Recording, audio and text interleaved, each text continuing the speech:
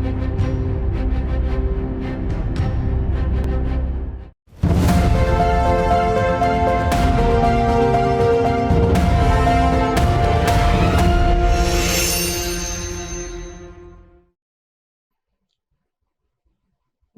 देख रहे सभी दर्शकों का स्वागत। मैं हूं लवदी बडियाल।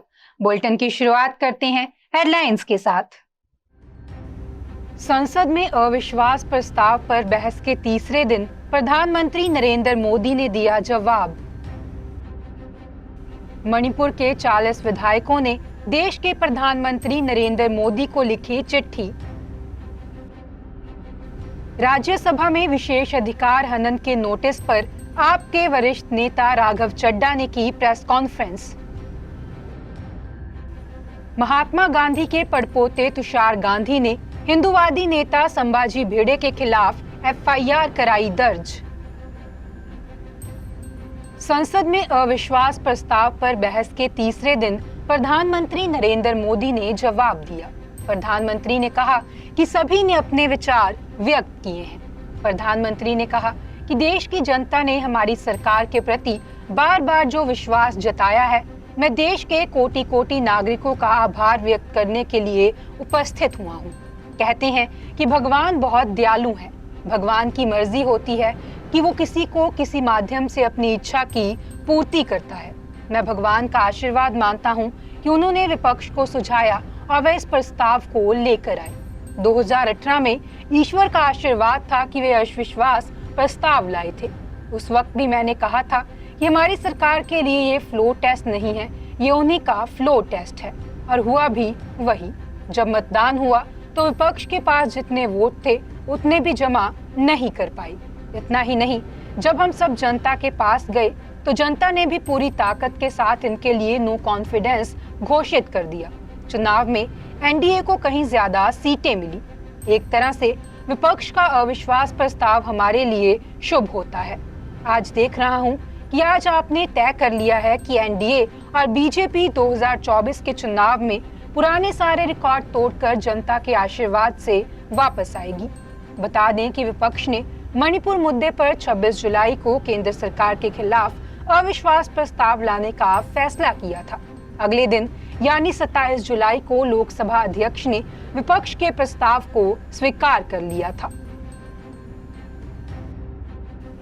मणिपुर के 40 विधायकों ने देश के प्रधानमंत्री नरेंद्र मोदी को चिट्ठी लिखी है। इस चिट्ठी में उन्होंने अपनी 6 मांगों को रखा है। इसमें मणिपुर में NRC लागू करने, उग्रवादियों से हथियार वापस लेने और शांति वार्ता की पहल शामिल है। वहीं विशेष विधानसभा सत्र की मांग को लेकर सैकड़ों महिलाओं ने बुधवार रात करीब 9:30 बजे इम्फाल के किसमपत, कीसमथोंग, अकवासी थेल और इम्फाल पूर्वी जिले के वांगखेई और कोंगमा में मशाल जुलूस भी निकाला। उधर स्थानीय पुलिस और असम राइफल्स आमने सामने हो गए हैं।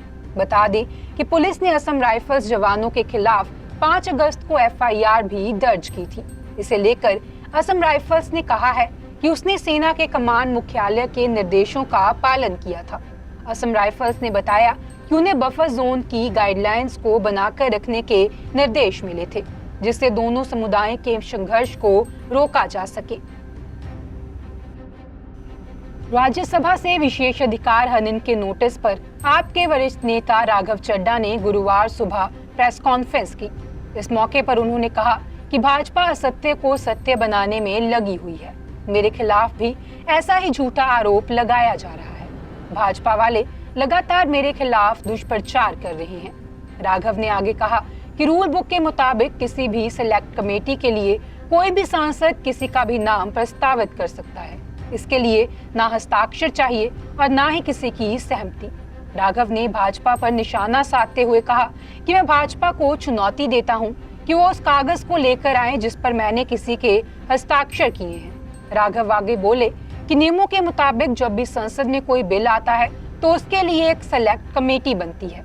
इस कमेटी के लिए कोई भी किसी का भी नाम दे सकता है। इसमें कुछ भी गलत नहीं। पार्लियामेंट्री बुलेटिन में भी इस मामले की जांच विशेष अधिकार समिति को देने की सूचना दी गई है, लेकिन इसमें भी कहीं कोई गलत या भ्रामक शब्द का प्रयोग नहीं किया गया। भाजपा के नेताओं को असल समस्या मेरे उस वक्तव्य से है जो मैंने सोमवार को सेवा विधायक को लेकर पूरी मजबूती में सदन में रखा। वो उसे बर्दाश्त नहीं कर सकते हैं। केंद्र सरकार ने गुरुवार को राज्यसभा में मुख्य चुनाव आयुक्त और अन्य चुनाव आयुक्तों की नियुक्ति को रेगुलेट करने से जुड़ा बिल पेश किया।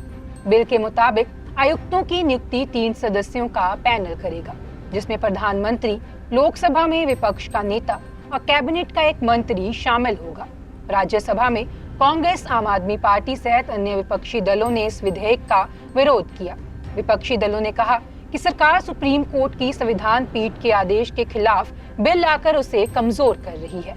बता दें कि सुप्रीम कोर्ट ने मार्च 2023 में एक आदेश में कहा था कि सीईसी की नियुक्ति प्रधानमंत्री, चीफ जस्टिस ऑफ इंडिया और विपक्ष के नेता की सलाह पर राष्ट्रपति करे। उधर दिल्ली के मुख्यमंत्री अरविंद केजरीवाल ने ट्वीट कर लिखा कि इस बिल के जरिए सरकार सुप्रीम कोर्ट का एक और फैसला पलटने जा रही है। केजरीवाल ने 2 तस्वीरें शेयर की हैं। इनमें पहले में सुप्रीम कोर्ट का ऑर्डर है, जिसमें मार्च 2023 में दिए गए सुप्रीम कोर्ट के फैसले का जिक्र है। वहीं दूसरी तस्वीर में एक दस्तावेज है जिसमें लिखा है कि सीईसी की नियुक्ति के लिए प्रधानमंत्री, विपक्ष के नेता और पीएम की ओर से नॉमिनेटेड केंद्रीय मंत्री राष्ट्रपति को सलाह दे, जिसके बाद राष्ट्रपति नियुक्ति का आदेश दे। केजरीवाल ने ट्वीट में कहा कि प्रधानमंत्री जी देश के सुप्रीम कोर्ट को नहीं मानते। उनका संदेश साफ है कि सुप्रीम कोर्ट का जो आदेश उन्हें पसंद नहीं आएगा, वो संसद में कानून लाकर उसे पलट देंगे। अगर पीएम खुलेआम सुप्रीम कोर्ट को नहीं मानते तो ये बेहद खतरनाक स्थिति है। बता दें कि सुप्रीम कोर्ट ने एक निष्पक्ष कमेटी बनाई थी। सुप्रीम कोर्ट के आदेश को पलटकर मोदी जी ने ऐसी कमेटी बना दी जो उनके कंट्रोल में होगी। वो मनपसंद व्यक्ति को चुनाव आयुक्त बना सकेंगे। इससे चुनावों की निष्पक्षता प्रभावित होगी। महात्मा गांधी के परपोते तुषार गांधी ने हिंदुवादी नेता संभाजी भिड़े के खिलाफ एफआईआर दर्ज कराई है। बता दें कि उन्होंने हाल ही में अमरावती में आयोजित सभा में महात्मा गांधी पर आपत्तिजनक टिप्पणियां की थी। विदर्भ के दौरे पर आए भिड़े ने अमरावती के बडनेरा रोड इलाके में भारत मंगल हॉल में एक सभा में कहा था कि मोहनदास करमचंद गांधी के पिता मुस्लिम जमींदार थे। इस पर नाराजगी जताते हुए तुषार गांधी ने पुणे के डेक्कन पुलिस स्टेशन को शिकायत दी और कहा कि भिड़े का बयान गांधी परिवार की महिलाओं का अपमान है। ये गांधी परिवार की सभी पीढ़ियों का अपमान है। भिड़े ने न केवल बापू के लिए खिलाफ अपमानजनक बयान दिया है, बल्कि उनके परिवार के खिलाफ भी अपमानजनक टिप्पणी की है। उन्होंने आरोप लगाया कि महाराष्ट्र के गृह मंत्री ने कड़ी कार्रवाई का आश्वासन दिया, लेकिन ऐसा लगता है कि अब तक कोई कार्रवाई नहीं की गई है। आईपीसी की धारा 499, 153A और 505 के तहत मामला दर्ज कर लिया गया है। उनके साथ असीम सरोदे, विशंबर चौधरी, अनवर राजन को भी आरोपी बनाया गया है। बता दें कि इससे पहले 7 अगस्त को नवी मुंबई पुलिस ने गौतम बुद्ध और समाज सुधारक महात्मा ज्योतिबा फूले और पेरियार नायके के खिलाफ कथित आपत्तिजनक टिप्पणियों की शिकायत के बाद संभाजी भिड़े के खिलाफ एफआईआर दर्ज की थी। पंजाब के अमृतसर जिले की पुलिस ने पाकिस्तान से जुड़े नशा तस्करी के बड़े मॉड्यूल को तोड़ने में सफलता हासिल की है। अमृतसर रूरल पुलिस ने 3 तस्करों को पकड़ा। तस्करों से 84 करोड़ की हेरोइन भी जब्त की गई है। डीजीपी गौरव यादव ने बताया कि आरोपियों के खिलाफ मामला दर्ज करके कार्रवाई शुरू कर दी गई है। बता दें कि पकड़े गए तीनों तस्करों की पहचान अमृतसर के रहने वाले भिंदर सिंह, दिलबाग सिंह और मणिपाल सिंह के रूप में हुई है। डीजीपी गौरव यादव ने बताया कि पुलिस ने लोपोके थाने में एनडीपीएस एक्ट के अंतर्गत मामला दर्ज कर लिया है। आरोपियों को कोर्ट में पेश करके रिमांड हासिल किया जाएगा। इसके बाद आरोपियों से उनके पाकिस्तानी लिंक, आगे खेप किसे पहुंचानी थी और खेप किसके कहने पर बॉर्डर पर रिसीव करने पहुंचे थे के बारे में विस्तृत जानकारी हासिल की जाएगी। अमेरिका के राष्ट्रपति जो बाइडेन को जान से मारने की धमकी देने वाले को एफबीआई ने मुठभेड़ में मार गिराया। अमेरिका की डोमेस्टिक इंटेलिजेंस एजेंसी एफबीआई ने ये एनकाउंटर तब किया जब राष्ट्रपति अगले साल होने वाले चुनाव के प्रचार के लिए अमेरिका के ओटाह जाने वाले थे।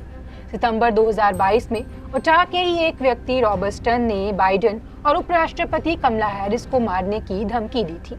FBI के मुताबिक उनके अधिकारियों ने रॉबर्टसन को उटाह के सॉल्ट लेक सिटी में बुधवार को उसके घर पर सर्च वारंट और अरेस्ट वारंट देने की कोशिश की। पुलिस जब वहां पहुंची तो वह हथियारों से लैस था और उसने गोली चलाना शुरू कर दिया। इसके बाद FBI ने भी जवाबी कार्रवाई की जिसमें रॉबर्टसन मारा गया। बता दें कि मुठभेड़ बुधवार को अमेरिका के समय अनुसार सुबह 6:15 पर हुई। बता दें कि FBI ने रॉबर्टसन के एनकाउंटर की जानकारी राष्ट्रपति जो बाइडेन को भी दी है। इस मामले में जब रॉबर्टसन की बेटी से सवाल किए गए तो उसने कुछ भी कहने से इनकार कर दिया। FBI ने बताया कि रॉबर्टसन के पास कई खतरनाक हथियार थे, इनमें कई तरह की स्नाइपर राइफल भी शामिल है। आज के बुलेटिन में फिलहाल इतना ही। आप देखते रहें BTV, be positive, be yourself.